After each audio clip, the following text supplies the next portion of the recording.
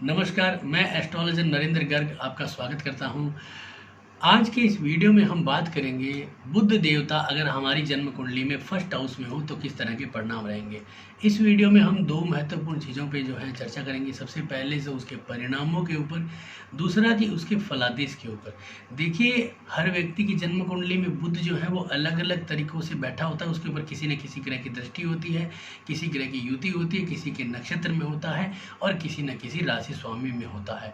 यानी कि जैसे कि आपके सामने स्क्रीन पे जो कुंडली आ रही है उसमें बुध जो है वो मेष राशि में बैठा है। तो जरूरी नहीं है कि बुध आपकी जन्म कुंडली में मेष राशि में बैठा हो, वो अलग राशि में हो सकता है, लेकिन वो प्रथम भाव में जो बैठा है उसके क्या परिणाम हो सकते हैं। देखिए, इसमें परिणाम शुभ और अशुभ दोनों तरह के हो सकते हैं, क्योंकि बुध की योग कारकता भिन्न भिन्न होती है। जैसे मेष लग्न की कुंडली में बुध अलग अशुभ हो गया, वृषभ लग्न की कुंडली में जो है वो बुध जो है वो पंचमेश हो गया और सेकंड हाउस यानी धन प्राप्ति का मालिक हो गया। मार्केश भी हुआ है लेकिन पंचमेश भी हुआ है, तो उससे वो बुध योग कारक भी हो गया है। तो उससे क्या समझना हमें कि हमारी जन्म कुंडली में हमें थोड़ा सा इसका फलादेश भी करना होगा। अब सबसे पहले कि अगर हमारी जन्म कुंडली में फर्स्ट हाउस में बुध बैठा है तो वो किस तरह के परिणाम देगा। देखिए, बुध जो है वो नरसिंह शुभ ग्रह है, बुद्धि को दिखाता है, चातुर्यता को दिखाता है, कम्युनिकेशन स्किल्स को दिखाता है। और अगर पढ़ाई की बात करें तो वो हमें गणित और इंजीनियरिंग और जो हमारी जो कम्युनिकेशन से संबंधित जैसे पत्रकारिता, और आप जो है वो कहीं पे भी अपना भाषण देते हो, बोलते हो, मार्केटिंग करते हो, इंटरनेट, वेब डिज़ाइनिंग, सॉफ्टवेयर, इन सब चीज़ों में बुध की जो है वो योग कारकता रहती है। अब आपको अच्छे परिणाम मिलेंगे या बुरे परिणाम मिलेंगे वो डिपेंड करेगा आपकी जन्म कुंडली में फलादेश के ऊपर। बुध जो है वो जन्म कुंडली में यानी कालपुरुष की जन्म कुंडली में लग्न का मालिक बन जाता है लग्न में आने से। और तीसरा घर जो है वो यहाँ पे पराक्रम भी है और व्यर्थ की समस्याएं, व्यर्थ की भागादौड़ी है। और दूसरा इसका भाव जो है वो कन्या राशि आती है, इसके छठे घर में जो कंपटीशन है, प्रतिस्पर्धा है। साथ में बुध जो है वो द्विस्वभावी राशियों का मालिक है और एक नपुंसक ग्रह है। तो इसका मतलब है कि ये अपनी बातों पे कायम नहीं रहेगा, ये बातों को करके और छोड़ के भाग जाने में विश्वास रहेगा। यानी कि जैसे आपने देखा होगा, कई आपके जो मित्र हैं, आपके लोग हैं या आप खुद, जैसे कि हम कुछ कार्य करते हैं, कुछ दिन करते हैं, उसके बाद छोड़ के भाग जाते हैं, नया कुछ करना शुरू कर देते हैं, नहीं यार हमसे नहीं होगा। ये कहानी कहाँ से आती है? कहीं ना कहीं बुध की द्वारा आती है। बुध, क्योंकि बुध जो है वो द्विस्वभावी ग्रहों का मालिक है, नपुंसकता को दिखाता है। साथ में इसकी जो दोनों राशियां हैं वो बैरन साइन है, यानी कि बांझ राशियां हैं, तो उस वजह से आता है। अब आपको इसके क्या क्या परिणाम हो सकते हैं। देखिए, सबसे पहले तो अगर शुभ होगा तो आपकी वाक चातुर्यता बहुत अच्छी होगी, आपकी मार्केटिंग कम्युनिकेशन स्किल्स बहुत अच्छी होगी, आपके छोटे भाई बहन होने के बाद आपको भाग्य उदय होगा, छोटे भाई बहनों के साथ व्यापार करोगे, उनके आने के बाद आपकी पढ़ाई का स्तर भी बहुत अच्छा हो जाएगा। दूसरा कि आपके जो सहयोगी होंगे, जो मित्र होंगे, जो पड़ोस में रहने वाले लोग होंगे, वो भी आपको पढ़ाई के क्षेत्र में या फिर नौकरी कामकाज के क्षेत्र में बहुत अच्छा लाभ देंगे। जैसे आपने देखा होगा कि आप एक ऑफिस में काम कर रहे हो और आपके जो मित्र हैं, साथ में काम करने वाले जो लोग हैं, आपके साथ ही जो बैठे इंजीनियर हैं या फिर जो भी अध्यापक हैं, वो लोग आपको परेशान कर रहे हैं। उसका कारण क्या है? क्योंकि आपका बुध या तीसरा घर कहीं ना कहीं खराब हो रहा है। तो अगर वो लोग आपको सपोर्ट कर रहे हैं, इसका मतलब आपका बुध अच्छा है। तो प्रथम घर में अगर बुध है तो उसके द्वारा इस तरह के लाभ होंगे। दूसरा कि बुध वहाँ पे कम जो है आपका छठे घर का भी मालिक है, तो इसका मतलब क्या हो रहा है कि आपकी कंपटीशन की आपकी जो है वो हमेशा ही रहेगी कि भाई मेरा मित्र है, उससे मैं आगे निकल जाऊं, ये कार्य करूं, उस चीज़ों को प्राप्त करूं। मामा के घर से धन प्राप्ति के भी योग बनेंगे, जहाँ तक अच्छा कंपटीशन प्राप्त करेगा और वहाँ से जो है वो लोगों के द्वारा अच्छा धन भी प्राप्त करेगा। क्योंकि छठा घर क्या है कि प्रतिस्पर्धाओं का है। यहाँ पे आपको जो है वो पढ़ाई के अंदर मिलने वाली स्कॉलरशिप भी है, तो वो भी आपको मिल सकती है। भाई अच्छी पढ़ाई करोगे तो अच्छे धन लाभ भी होंगे, तो वो भी दिखाता है।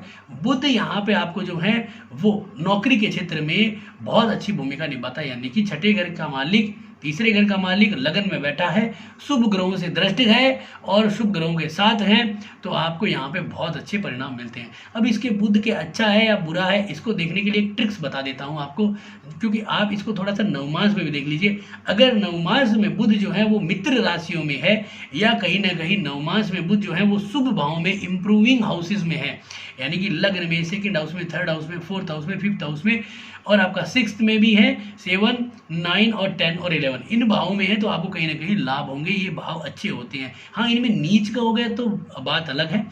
और इसके बाद सबसे महत्वपूर्ण है कि बुध जहाँ पे बैठा है वो अगर सर्वाष्टक वर्ग में वहाँ पे अगर 24 से अधिक पॉइंट है तो आपको लाभ होने के ज़्यादा से ज़्यादा जो है वो फायदे होंगे, यानी कि आपको नुकसान बहुत ही कम होंगे।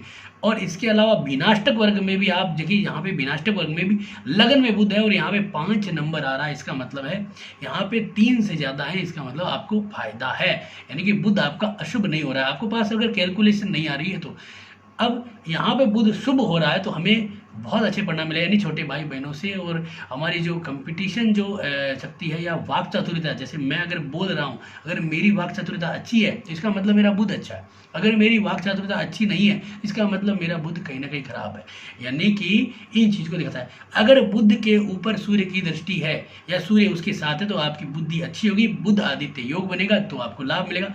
अगर बुध के ठीक सामने चंद्रमा बैठा है या चंद्रमा उसके साथ है तो चंद्रमा के साथ होने से वो अशुभता लाता है, लेकिन बोलने में तीव्रता लाएगा। जैसे मैं अभी बोल रहा हूँ तो तेज गति से बोल रहा हूँ, यानी कि जल्दी जल्दी बोल रहा हूँ। उसका कारण क्या है कि कहीं ना कहीं चंद्रमा उसको देख रहा होगा। तो इस तरह से आप चीज़ों को देख सकते हैं। दूसरा क्या है कि अगर अशुभ होगा तो क्या क्या अशुभ परिणाम होंगे। देखिए, सप्तम घर के ठीक सामने बैठा है, इसका मतलब द्विस्वभावीय ग्रह है, छठे घर का मालिक है, विवाह में देरी, विवाह में अड़चने, 2 विवाह, फर्स्ट मैरिज फेल या फर्स्ट अफेयर जो बहुत अच्छा चला वो फेल कर देगा, इस तरह की योग निकालेगा। व्यापार में हमेशा अड़चन आएगी, कोई निकटतम व्यक्ति जो आपका परिवार का होगा या आपके साथ काम कर रहा होगा, आपका मित्र होगा या पत्नी के रूप में भी, वो आपको धोखा देके भाग जाएगा, इस तरह के अशुभ परिणाम मिलेंगे। दूसरा कि आपको जो है वो व्यर्थ की समस्याएं आएगी कि भाई लोग कर्म कर रहे हैं उल्टा सुल्टा, हमें परेशानी हो रही है, यानी कि भाई बहन नहीं पढ़ रहे हैं, भाई बहन कोई कर्जा ले लिया है, भाई बहनों ने गलती की है, उसका परिणाम हम भुगत रहे हैं, पड़ोसियों की गलती का परिणाम हम भुगत रहे हैं, हमारे साथ में जो लोग काम कर रहे हैं वो गलतियां कर रहे हैं, उनका परिणाम हम भुगत रहे हैं। व्यर्थ की यात्राएं होगी, फालतू की मार्केटिंग होती रहेगी, कम्युनिकेशन बिना मतलब का होता रहेगा, कोई लाभ नहीं मिलेगा। कम्पिटिटिव एग्जाम जब भी होंगे 1-2 नंबर से रह जाएंगे और कहीं ना कहीं हमें इतनी सारी अड़चने आएंगी, हम जो है अपने आप को जो है वो 2 रास्तों पे खड़ा महसूस करेंगे कि यार कहाँ जाएं, इधर जाएं या उधर जाएं, कुछ भी नहीं समझ में आएगा। तो इस तरह की जो समस्याएं आएगी वो कहीं ना कहीं बुध लगन में दिखाता है अगर अशुभ होने पे। अब इसका फलादेश पे बात कर लेते हैं। देखिए, जब भी आप फलादेश करते हो तो सबसे महत्वपूर्ण होता है कि बुध बहुत सारे लोगों का लगन में बैठा होगा, लेकिन वो डिपेंड करता है अपनी राशि स्वामी के ऊपर। अगर उसका राशि स्वामी अच्छा है तो आपको अच्छे परिणाम मिलेंगे। जैसे कि मान लीजिए कि बुध जो है वो मेष राशि में बैठा है या जिस भी राशि में बैठा हुआ है आपका, एक तो कुंडली में शुभ होना चाहिए अशुभ होना चाहिए वो देखना निर्धारित करना है।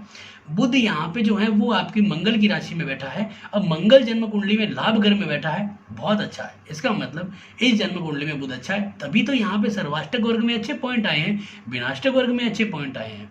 नहीं तो बुध अगर गलत होता तो यहाँ पे पॉइंट गड़बड़ होते, ये आपको देखना है। दूसरा कि यहाँ पे जो है वो जिसके नक्षत्र में बैठा है, तो यानी कि बुध यहाँ पे देखोगे तो 21 डिग्री भरणी शुक्र का नक्षत्र है ये। तो आप ये इंटरनेट पे आप जो है डाउनलोड कर सकते हैं नक्षत्र की पूरी एक टेबल, जिसमें कि कौन से राशि में कितने डिग्री पे कौन सा नक्षत्र चलता है।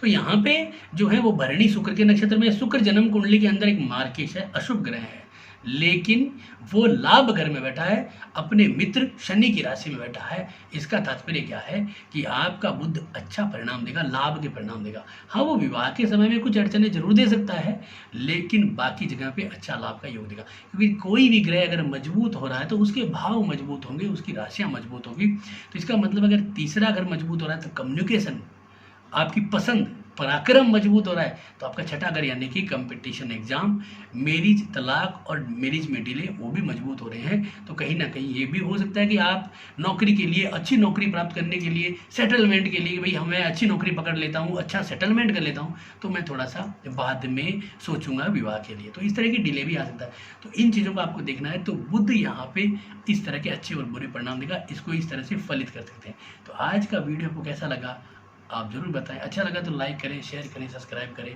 धन्यवाद दोस्तों।